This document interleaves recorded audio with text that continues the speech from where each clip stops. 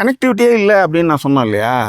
But ஆனால் கல்யாணி பிரியதர்ஷனுக்கும் கல்யாணி பிரியதர்ஷன் வந்து ஃபகத் கூட வந்து பேசுகிற நெருக்கமான காட்சிகள், அந்த ஷார்ட்ஸ் எல்லாமே வந்து வந்து ரொம்ப கனெக்டாக இருக்குது. அவங்க ரொம்ப இயல்பாக ரொம்ப கேஷுவலாக ஃபகத்தோட கனெக்ட் ஆகிறாங்க.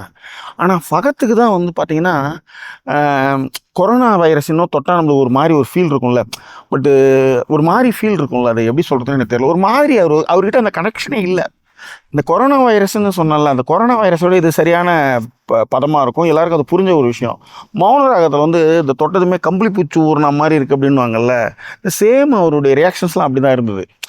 ஒரு கட்டத்தில் வந்து தெரியல எனக்கு இந்த, ஏன்னா அந்த செகண்ட் ஹாஃபில் வந்து அந்த ரேவதின்னு ஒரு கதாபாத்திரம் அது கூட போய் சுற்றி அதை வந்து பைனாகுலரில் வச்சு பார்த்து நம்மளுக்கே வந்து மண்டையை குழம்புதுன்னு வச்சுக்காங்களேன்.